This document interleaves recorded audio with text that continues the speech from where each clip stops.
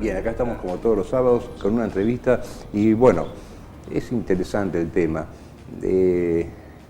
Primero lo presento, Osvaldo Aimo. ¿Qué tal, Osvaldo? ¿Cómo lo va? ¿Qué tal? ¿Cómo le va? Bien. Especialista en accidentología, ¿no? Yo soy médico pediatra de formación. Soy médico pediatra y después me dediqué a la accidentología. Bien, ya vamos a entrar en ese espiral raro. Accidentología no quiere decir que vamos a hablar de cosas trágicas ni de lo feo de la vida, que en definitiva lo feo de la vida es lo que trunca la vida, que es la muerte. Pero vamos a tomarlo de una manera analizando un poco las cosas, ¿no? A ver qué nos pasa. Primero, Osvaldo, bueno, ¿sos de Rosario? Sí, yo nací en Rosario, viví en Rosario hasta 1986, que me fui a vivir a San Lorenzo por cuestiones de trabajo. Acá nomás.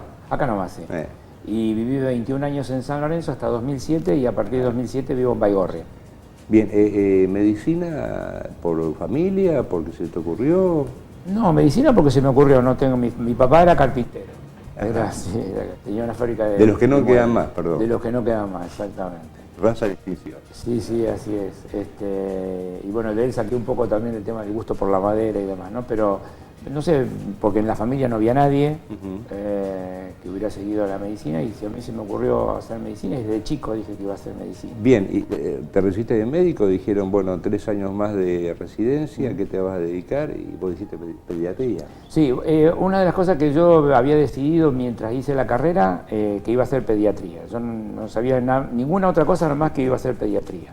Tampoco no sé por qué, pero bueno, me incliné mucho por la pediatría y terminé siendo pediatra. Bueno, tenés un origen romántico, la madera es romántica. Mirá, está bien, buena apreciación. Tu padre debe haber sido un romántico. No conocí ningún carpintero que no era romántico y medio autista, ¿no? Así es, sí. Porque están metidos en una cosa que es artesanal. Bien, y después, ¿practicaste la medicina? Sí, por supuesto. Yo cuando empecé con la accidentología, en ese año 86, yo ya era médico y ya era pediatra. Hacía 5 años que era pediatra, me recibí de pediatra en 1981. ¿Y por qué te fascinó tanto la accidentología? Mira, fundamentalmente por una cuestión, ¿no? En ese año 86 nosotros los pediatras del país recibíamos una publicación de un laboratorio que traía una educación pediátrica continuada de la Academia Americana de Pediatría, venía de Estados Unidos. Y uno de los primeros artículos que cayó en mis manos fue el rol del pediatra en la prevención de accidentes. Yo en ese momento, nadie me había hablado a mí de que los accidentes eran una enfermedad, además una enfermedad que mata y que discapacita, y nunca había escuchado que esto era un... A ver, definime por qué es una enfermedad. Sí, cómo no. Yo sé que en la psicología está el deseo de la vida y el deseo de la muerte que conviven conjuntamente. Cuando el deseo de la muerte supera el de la vida, está el suicida. Claro, exactamente, ¿no? Está clarísimo. El que está ahí nomás es el corredor de Fórmula 1. ¿No? Y muchos otros están ahí nomás y no se dan cuenta. Los miedosos son los que estamos tal cual. Más normales. Sí. Mirá, en la década de los años 60 y de los años 70 del siglo pasado, el doctor Haddon, un investigador americano, dijo que como en cualquier enfermedad, en los accidentes hay 3 componentes. Un huésped responde a la pregunta ¿quién?, un agente responde a la pregunta ¿con qué?, y un ambiente responde a la pregunta ¿dónde? ¿Quién, con qué y dónde? Suponete, yo me agarro una enfermedad cualquiera, suponete un sarampión, para hacer una enfermedad pediátrica. Sí. Entonces, yo el huésped. Que ya vacunable, pero no importa. Sí, no importa. Pero yo el huésped, el agente es un virus reconocido que es el virus del sarampión. Y el ambiente, ¿dónde me lo pesqué? Si vos vas a un accidente en el hogar, generalmente un niño, 3 años, la mamá está limpiando, deja la lavandina a la altura del niño, el niño ve la oportunidad, le toma un trago. Eso, entonces, ¿quién? El niño. ¿Con qué? El agente tóxico, la lavandina. ¿Y dónde? En el hogar. Y si vos vas al tránsito, es exactamente igual. Factor humano, ¿quién? Factor vehicular, ¿con qué? Y factor ambiental, que es la vía, ¿dónde? Bien. Siempre igual. Yo te diría, a ver, de que en los 3 ítems que vos me nombraste, está el ser humano atrás. En los 3. el que conduce y provoca el accidente es un ser humano. El que construyó la carretera y dejó un bache o la hizo mal es un ser humano, o varios seres humanos, ¿no? Sí, sí. ¿Y el otro cuál era? El vehículo. El vehículo. Claro, el vehículo lo construye está diseñado por el ser humano. Sí, sí. Yo me acuerdo de muy joven de las grandes propagandas de cigarrillo, que se hacían en un velero al aire libre y decía fume LM. Sí, sí, me acuerdo. Me acuerdo. Y asociaban el aire libre con el cigarrillo. Y bueno, ahora prohibieron el cigarrillo y prohibieron la publicidad. Pero también se promociona un auto como el más veloz, como el que más pica, como el que más rendimiento tiene, que agarre tiene. O a lo mejor yo he visto publicidades de autos donde está tomando la curva al límite. Sí. Eso también es incentivar, entra Sí. en la incentivación. Sí, sí. El chico compra un auto porque pica, porque corre, porque tiene buenas prestaciones. Sí, sí, exactamente. Es llevarlo al accidente. Exactamente, sí, es así como decís, pero vos fíjate una cuestión, ¿no? O sea, esto es una cuestión de marketing y de publicidad de las empresas automotrices, Sí. ¿no? Evidentemente. Ahora, vos tenés algunos ejemplos. Por ejemplo, Alemania. Yo estuve becado trabajando en una escuela de educación vial para niños en el año 95 en Alemania. Y vos fíjate, es el único país europeo que no tiene límite de velocidad en las autopistas. Bueno, pero ¿qué autopistas tiene? Bueno, a ver, pero bueno, estamos hablando de la velocidad de los autos y de la publicidad que hacen los autos para vender. Sí, fantástico. Pero, por supuesto, Pero ¿verdad? estamos hablando acá en Rosario. No, estamos de acuerdo. Pero acá en Rosario, como se venden BMW, se vende Volvo, ¿cierto? Igual que se venden en otros países europeos, ¿no? Estamos hablando de la velocidad. Sí, sí. Entonces, vos fíjate, así como te pongo eso, te pongo Suecia, que tiene el límite de velocidad máximo en las autopistas de 110, y la gente lo respeta. No, por supuesto. ¿No? Pero vos fíjate Estamos hablando de educación. Claro, vos fíjate, hay otras cuestiones, por ejemplo, Alemania, con su falta de límite en las autopistas de velocidad, tiene en la ciudad, como Suecia y como Inglaterra, y como otros países desarrollados del mundo, velocidad máxima en ciudad de 30 km por hora. A ver, vos me podés decir, y la gente puede decir, sí, está bien Osvaldo, pero a ver, nosotros tenemos 40, ¿cuál es la diferencia? Yo te digo cuál es la diferencia. De cada 10 personas atropelladas a 30 km por hora, mueren 3. De cada 10 personas atropelladas a 40 km por hora, mueren 5. De cada 10 personas atropelladas a 50 km por hora, mueren 8. Y de cada 10 personas atropelladas a 60 km por hora, mueren las 10. Por lo tanto, la velocidad de 30 es un gran aporte a los atropellos peatonales. La ley muerte. física. Totalmente. Eso es, fundamentalmente es eso. De todas maneras, vamos a la realidad de la gente hoy en día. La realidad es que la gente sale, suponete, a la ruta y se encuentra, primero con que cada día le cobran más peaje y cada día la ruta está peor. Agregándole cosas como por lo pronto, en determinado momento tienen que, en una autopista tienen al lado una villa, que es una densidad poblacional terriblemente alta, que no solamente trae el peligro del piedrazo o de lo que ya sabemos, sino también el cruce de gente a nivel.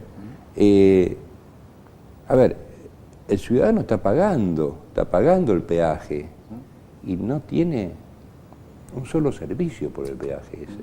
Exactamente. Sí, sí. Cuando un político nos muestra por televisión la inauguración de una ruta, no nos está diciendo ni con qué la hizo. Acá hemos traído y he tenido entrevistas con especialistas en pavimentación. Sí, sí. Y bueno, y la mezcla, hay que tomar Sí, sí. Bueno, tenemos que empezar nosotros tenemos que no pensar en Alemania, tenemos que empezar a pensar en lo básico. Sí, sí. Es decir, ¿por dónde vamos a circular primero? Vos fíjate una cuestión, eso que vos estás planteando es una cosa muy importante y muy interesante, y vos fíjate que cuando yo llegué a Alemania, ellos me dijeron a mí, nosotros asentamos nuestro programa de educación y seguridad vial en 3 patitas. ¿Sabes cuál fue la primera? El planeamiento urbano. Claro. el planeamiento de calles, de rutas y demás, ¿no? Fíjate, ¿no? No hablaban nada de controles, nada, estaban hablando de planeamiento urbano. Nosotros acá, las rutas que inauguramos, que cortamos cintas, salieron en todo, sobre todo en la clase política, en todos los medios y compañía, no tienen ni tiempo de amortizarse. Porque después de muy poco tiempo, no sé por qué, o sí sé por qué, los camiones con alto porte y compañía terminan destruyendo eso. Porque además nos tenemos que hacer cargo los argentinos que hemos destruido el sistema de transporte alternativo terrestre. A ver. De eso tenemos que hablar también, ¿Seguro? en algún momento, porque eso también hace la seguridad vial, ¿eh? Pero ni hablar, si acá tuviéramos en funcionamiento los ferrocarriles que nos dejaron los ingleses, con la infraestructura que nos dejaron los ingleses, la destruimos. Por supuesto. De eso nos tenemos que hacer cargo. Toda la carga va por ruta. Totalmente. Y vivís en una ciudad que no tiene alternativa, que no sea por vía terrestre o vehicular. Acá no tenemos ni trenes, ni subterráneos. No tenemos. La única forma es la calle. Totalmente. ¿Para cómo no tiene avenida esta ciudad? Pero además otra cosa, Alberto. A ver, todo el mundo dice, vamos a desalentar el uso del auto. Genial. ¿Y con qué transporte vamos a llegar? Exacto. Porque si vos ofreces un buen servicio de transporte público, a mí nadie me va a correr por izquierda, público, o sea, del Estado. Seguro. Ningún privado tiene que hacer ningún negocio con este tema. Obvio. Claro, porque aparte ¿verdad? no es negocio. Ahí está. Entonces, claro, porque en los países desarrollados es público, es del Estado. Eficiente, puntual, ¿cierto? Y con un precio razonable, vos dejás de usar el auto. ¿Seguro? Automáticamente. Seguro. Bueno, a ver, el auto en Europa es desechado muchas veces. Totalmente. Totalmente. Hay gente que no compra auto y pueden comprarse 20, pero no los compran. No. Porque no les sirve. No le sirve. No sirve. Pero bueno, acá inauguramos la bicisenda y no organizamos el tránsito. Entonces, ¿qué es? ¿Un remedio o empeora la cosa?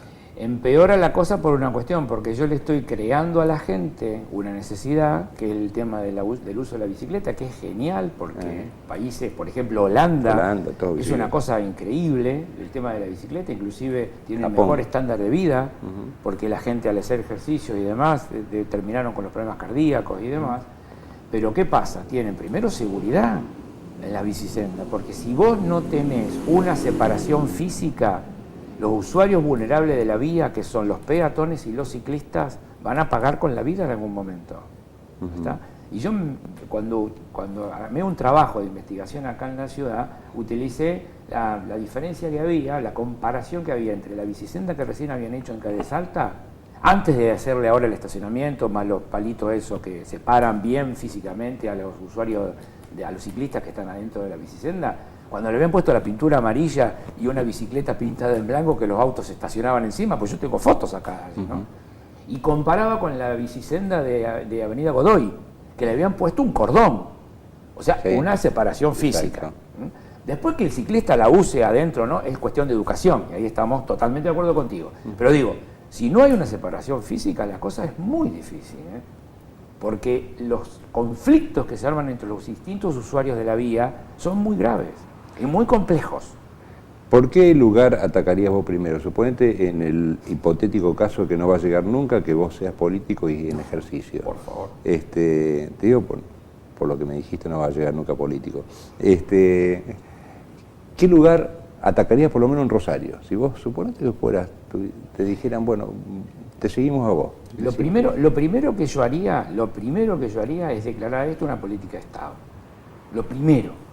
¿Por qué? Porque un programa, empieces por donde empezares, va a trascender los 4 años de un intendente. No hay alternativa.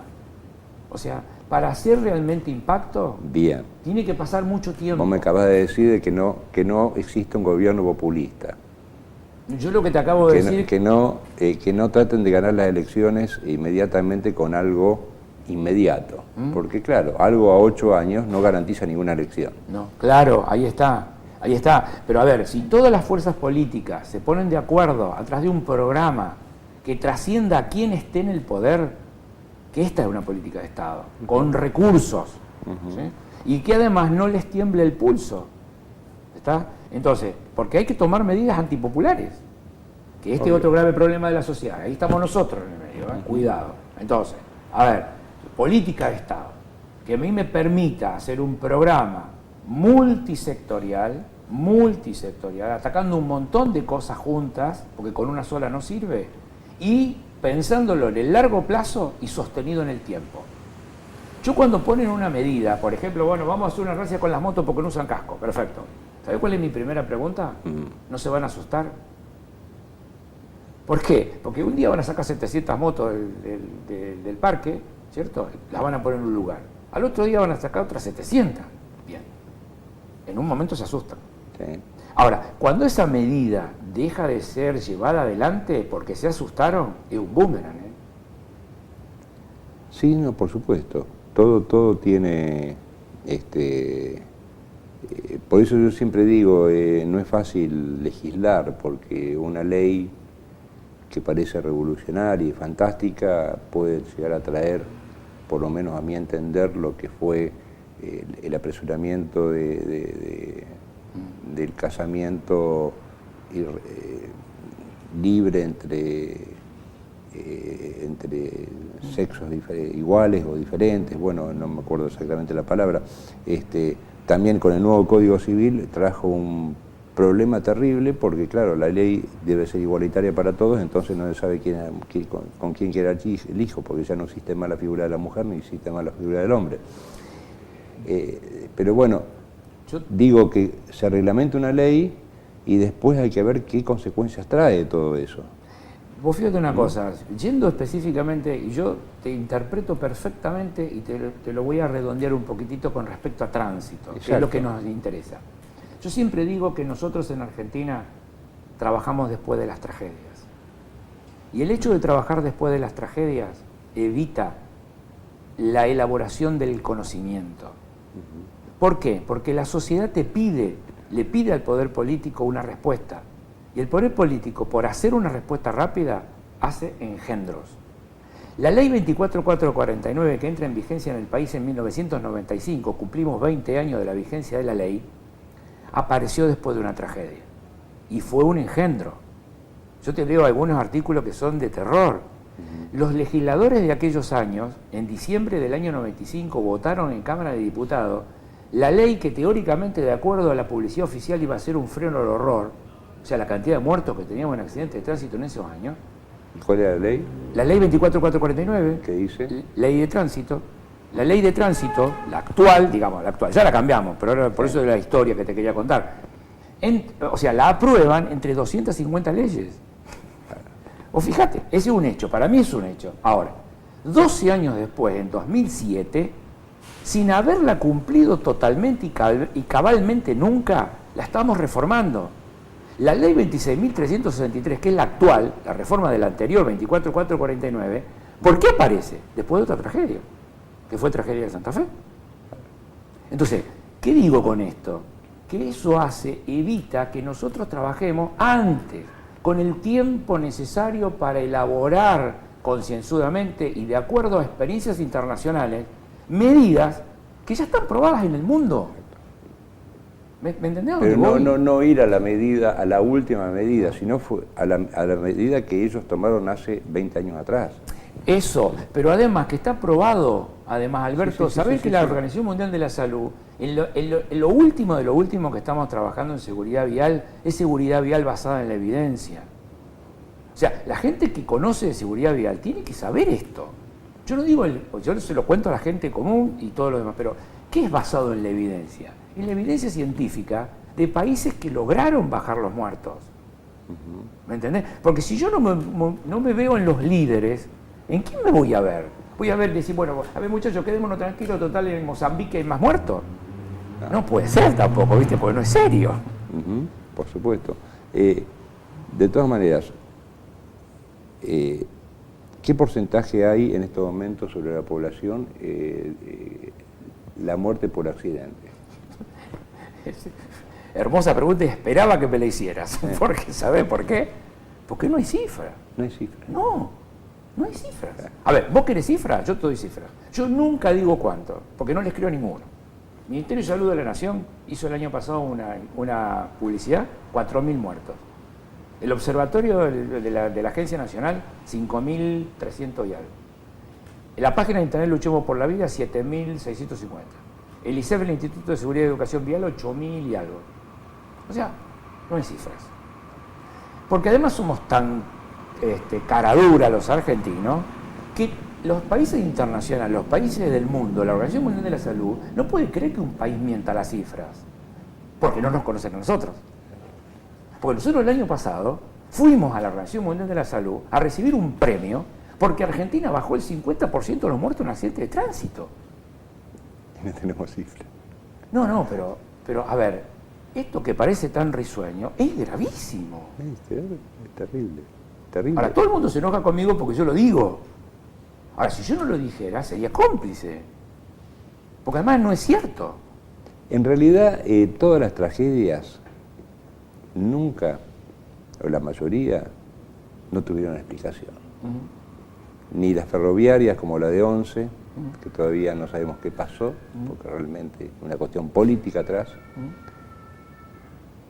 Hay alguna explicación que le ha dado hasta el propio periodismo sin darse cuenta, la tragedia del APA, donde después el tipo se olvida de sacar el flaps, que es una configuración del ala para poder despegar, básico, se olvidó. Cuando escuchan la caja negra, el piloto venía hablando con la azafata, a ver qué iba a hacer esa noche, etcétera, etcétera. El tipo se olvidó porque estaba con una mina al lado, así, corta. Bien, pasaron un montón de años y después aparece un video con la Cipolitati en un avión, al lado de los pilotos, agarrando la palanca del acelerador. Es lo mismo que el APA, nada más que en una no murió nadie. Y en la otra se mataron la mayoría. Pero del APA no se habla. Y hay algunos que todavía no cobraron. Pero no importa. Las grandes tragedias no se hablan porque desnudan negligencias de todos lados. Claro, por supuesto, porque es multifacética la cuestión. Pues fíjate que nosotros hemos trabajado con un paradigma que ya está perimido en todas partes del mundo. Y ese paradigma dice que en los accidentes de tránsito el 90% de la responsabilidad recae en el factor humano, el 5% en la vía y el 5% en el factor vehicular. Y eso ya está perimido en todas partes del mundo. Porque, a ver, yo lo que digo es una cosa, porque yo me peleo con mucha gente, permanentemente. Si esto fuera cierto, vamos a suponer que esto es cierto, ¿cómo puede ser que no tengamos educación vial obligatoria en todos los niveles de educación pública? A mí me da mucha risa cuando yo leo los exámenes para sacar el carnet de conductor. Porque realmente es un juego de nenes perversos, a ver por dónde te agarro para que te confundas. Y me bochan por una señal que no la voy a ver nunca, porque las rutas no están señalizadas. ¿En serio? O tiene unas señales, por ejemplo, que dice peligro, ruta en pésimo estado. Sí, y la base fundamental del carnet de conductor está en ese examen y en el psicofísico. Y después la parte práctica era más fácil. Yo he visto personas que han rendido con 10, pues estudiaron todo, y que andaban bien físicamente, pero no saben manejar. Le dieron el carnet porque rindieron bien y dieron una vueltita de 4 cuadras con el inspector. Es decir, ¿cómo voy a pretender tener un buen tránsito o que el tipo tenga un carnet que realmente lo habilita a manejar si la única realidad es de que el tipo, primero, sepa comandar un auto y después sepa los límites de ese auto y los límites que él tiene que respetar para no accidentarse? Ahora Alberto, ¿sabés lo que dijo Carl Benz cuando inventó el automóvil? En 1870 y algo. Este vehículo lo podrán manejar a lo sumo 1 millón de personas en el mundo. Eso dijo Carl Benz cuando inventó el automóvil. Y ahora vamos a la contra. O sea, ¿a dónde apunta la tecnología? A un título que yo uso mucho en mis conferencias, que dice: los autos del futuro se manejarán solos para evitar accidentes. ¿Qué te quiero decir con esto? Que si el sistema hubiera pasado por encima de la decisión del conductor, del piloto del APA, y una computadora que no tiene sentimientos, hubiera detectado que él tenía que poner los alerones, como vos decías, pues yo no sé nada de esto, me llevó por lo que vos dijiste. Entonces, esto es lo que está tratando de hacer la tecnología del auto. Más, en el accidente del APA, al piloto le suena la alarma. No, sí, está bien, pero lo que pasa es que la alarma esa estaba descompuesta y sonaba cada rato, entonces... Ahí está el otro tema. No hay mantenimiento. Ahora, pero vos fíjate una cuestión, Volvo está desarrollando en este momento unas cosas son increíbles. Por ejemplo, tiene un sensor que te detecta la distancia que vos tenés del auto que te antecede. Sí. Son accidentes por acercamiento, sí, ¿no? Por alcance, que decimos acá, ¿no? Muy bien. Entonces, ¿qué pasa? El sensor te dispara en el tablero del conductor una alarma. Ahora, si el conductor no le da importancia a esa alarma, te frena el auto. Sí. Claro, pero tiene que estar en un ambiente... por supuesto. Que ese sensor lea lo lógico. Por Acá supuesto. leería lo ilógico. De acuerdo. Ese sensor que normalmente va muy cerca del suelo, acá te lee un lomo burro o cualquier cosa de eso. Sí, estamos de acuerdo. Aparte, otra cosa, es decir, la loma de burro. Está bien, es lógico, pero es lógico hasta cierta altura. No, aparte tiene un desarrollo, aparte lo que hemos hecho nosotros acá son barbaridades, ¿no? Por eso, realmente. es decir, vamos a eso, es decir, fuera de cámara me dijiste de que te habían discutido la cuestión de accidente o siniestro, porque ahora le dicen siniestro, y que la procedencia de la palabra siniestro no tiene nada que ver con... Es mucho más demostrativa la palabra accidente. Aparte hay una cosa que es real, si el ser humano viene desde hace mucho tiempo hablando de accidente y no de siniestro, ¿qué tuviste? Un accidente, nadie dice tuve un siniestro.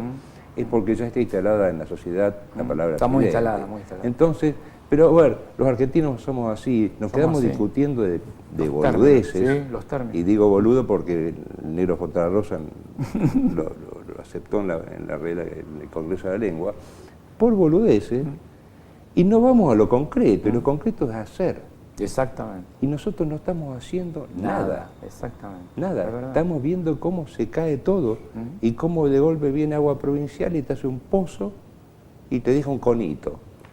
Y en el pozo ese te caes y no te saca más nadie. De golpe tapan el pozo ese, vino la EPE y te hizo otro pozo. Que uno quiere caminar por la vereda, no hay vereda. Uno se va a la calle para evitar el pozo de la vereda y te lleva por delante un auto. Es decir, no hay garantías, pero no hay garantías del Estado. Exactamente. Así bien, ¿cómo terminamos este programa o esta entrevista para darle algo de ánimo a la gente? Porque también el menú de opciones que hay políticamente para votar, y ahora que estamos cerca, tampoco nos garantiza nada. No. Vos fíjate una cuestión, nosotros dentro del Consejo Consultivo de la Agencia Nacional, yo soy integrante del Consejo Consultivo de la Agencia, nosotros habíamos hecho un decálogo que le queríamos hacer firmar a los candidatos. O sea, ¿qué candidato o qué partido político dijo qué va a hacer con el principal problema de salud pública que tiene Argentina, que son los muertos en los accidentes viales en este momento? Pero además, ¿quién de nosotros, la sociedad, exigen estas cosas? Porque si nosotros, la sociedad, no exigimos esto, la clase dirigente se va a hacer olímpicamente lo que hace siempre. Está en nosotros, me parece, la cuestión también, ¿no? Por eso, ¿qué hicieron los países desarrollados? Es lo que yo te decía recién. Primero una política de Estado, la decisión política. Pero y al lado de esto, y tan importante como esto, el compromiso de la participación de la sociedad. Un intendente de una localidad del interior de la provincia de Santa Fe, cabecera de un departamento importante de la provincia, tomó la decisión política de hacer una ordenanza, uso obligatorio del casco en la ciudad. Demostrado en el mundo, que te salva la vida. ¿Sí? 3.500 personas de la sociedad juntaron firma en contra de la medida.